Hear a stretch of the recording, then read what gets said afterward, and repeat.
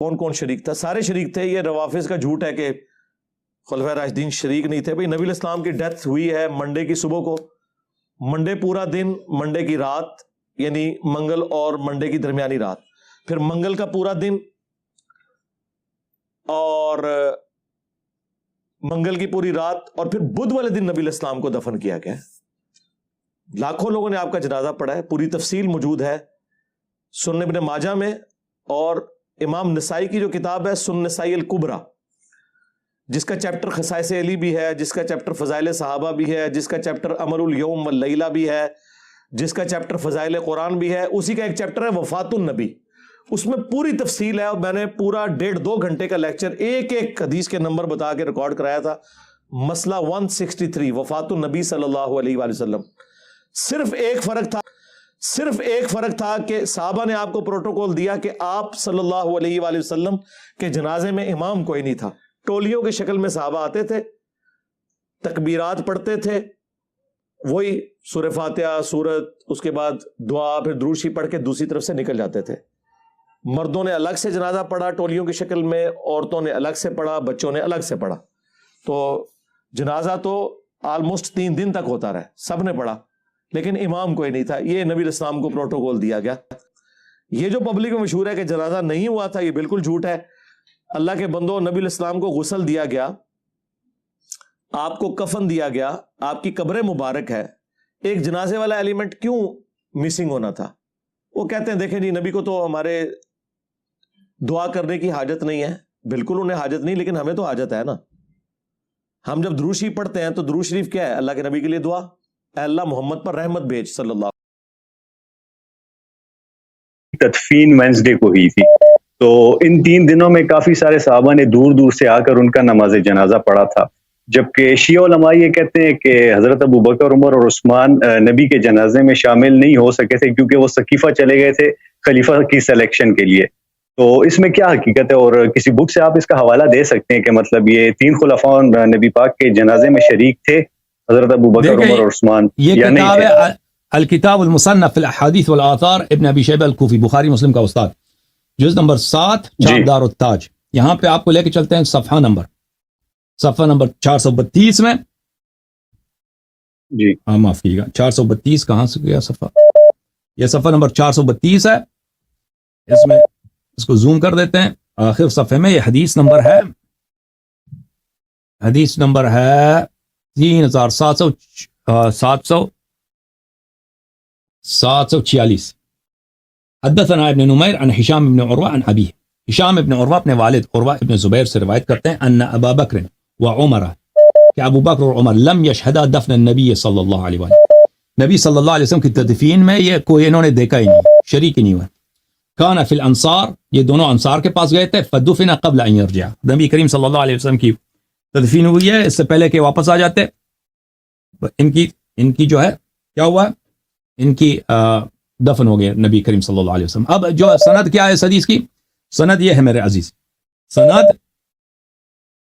سند کیا ہے؟ حدثنا ابن نمیر عن ہشام ابن عروہ عن ابیہ. ٹھیک ہے نا؟ اس سند کو دیکھیے، یہ سند بخاری کی سند ہے، یہ بخاری کی سند ہے. صحیح بخاری چاپ دار تراث العربی، کتاب چھپی ہے سنہ 2001 میں. یہ حدیث ہے حدیث نمبر 336 کتاب التیمم میں، صفحہ نمبر 83 میں. حدثنا عبداللہ ابن نمیر،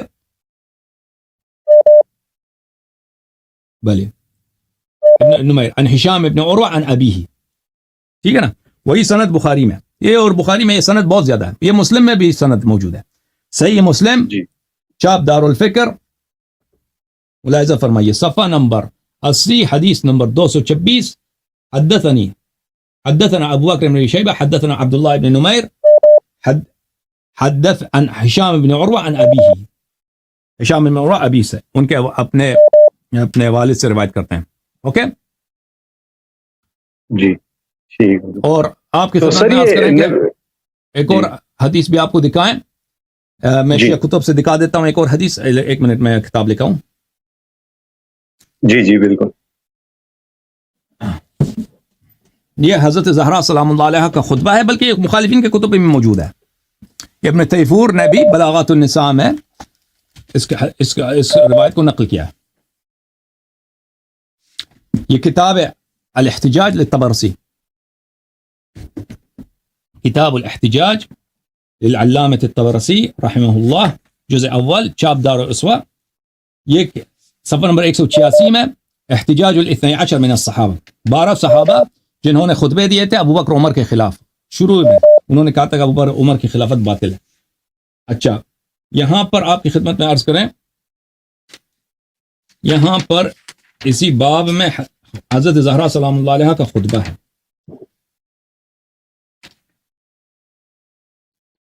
کچھ جملے ہیں۔ وخرجت فاطمة بنت رسول اللہ صلی اللہ علیہ وآلہ وسلم الیہم فوقفت خلف الباب، حضرت فاطمہ زہرا سلام اللہ علیہ آ گئیں اور دروازے کے پیچھے کڑی ہو گئیں، اور انہوں نے کہا لا احد لی بقوم اسوأ محضرا منکم، یہ اس وقت کی بات ہے کہ ابو بکر کے خلافت کے دوسرے تیسرے دن کی بات ہے۔ کچھ صحابہ نے مخالفت کیا، بہت سارے 12 صحابہ، انہوں نے خطبے دیے ہیں، ابو بکر کو یاد دلایا ہے کہ آپ کا یہ حق نہیں بنتا کہ آپ خلیفہ کہلائیں، آپ سب نے بیعت کیا تھا غدیر خم میں، آپ لوگ اہل بیت علیہ السلام کی اتباع کریں، امیر المومنین علی علیہ السلام کی اتباع کریں، رسول پاک صلی اللہ علیہ وسلم نے کوئی عذر نہیں چھوڑا۔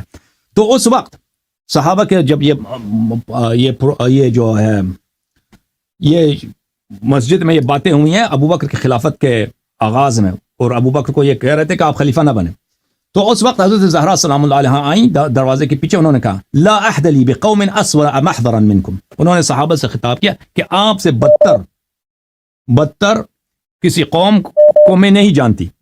اچھا، ترکتم رسول اللہ صلی اللہ علیہ وآلہ وسلم جنازۃ بین ایدینا، تم لوگوں نے رسول پاک صلی اللہ علیہ وسلم کے جنازے کو ہمارے درمیان ایسے میدان میں چھوڑ کے چلے گئے، وقطعتم امرکم فیما بینکم، اور آپس میں جا کر تم نے آپس میں سازش کی اور خلافت کو اپنے درمیان تم لوگوں نے تقسیم کر لی، ولم تؤمرونا، اور تم لوگوں نے جو ہمیں پیغمبر صلی اللہ علیہ وسلم نے آپ کا امیر بنایا تھا، ہماری امامت کو تم نے انکار کر دیا، ولم تروا لنا حقا، اور تم نے مسئلہ امامت و خلافت میں ہمارا کوئی حق، تم نے اس کو حق کو نہیں پہچانا، کأنکم لم تعلموا ما قال یوم غدیر خم، گویا کہ اصلاً پیغمبر صلی اللہ علیہ وسلم نے غدیر خم میں کچھ بولا ہی نہیں تھا، اور آپ لوگ غدیر خم میں نہیں تھے۔ واللہ لقد عقد له يومئذ الولاء ليقطع منكم بذلك منها الرجال، اللہ کی قسم اس دن رسول پاک صلی اللہ علیہ وسلم نے امامت امیر المؤمنین علیہ السلام کو دیا تھا تاکہ آپ لوگوں کی امیدیں امامت سے کٹ جائیں اور آپ لوگ امامت سنبھالنے، حکومت سنبھالنے سے نا امید ہو جائیں۔ ولکنکم قطعتم الاسباب بینکم وبین نبیکم، لیکن تم لوگوں نے اپنا رشتہ رسول پاک صلی اللہ علیہ وسلم سے کاٹ دیا۔ واللہ حسیب بیننا وبینکم فی الدنیا والآخرہ، اور اللہ تعالی ہمارے اور آپ کے درمیان حساب لے گا دنیا میں بھی اور آخرت میں۔ تو اس میں بھی ہے کہ حضرت زہرا سلام اللہ علیہ نے شہادت دیا کہ ان لوگوں نے نبی کریم صلی اللہ علیہ وسلم کا جنازہ وہاں پہ چھوڑ کے چلے گئے تھے۔ اور مزید بولیں بھائی۔ سر تو یہ بات صحیح ہے کہ نبی علیہ السلام کی وفات کے 3 دن کے بعد ان کی تدفین ہوئی تھی، یہ بات صحیح ہے یا غلط ہے؟ ابھی وہ تدفین کتنے دن بعد ہوئی ابھی میرے ذہن میں نہیں ہے کہ اسی دن ہوئی اگلے دن ہوئی، ابھی میرے ذہن میں نہیں ہے۔ اچھا ٹھیک ہے سر، میرے مین یہی دو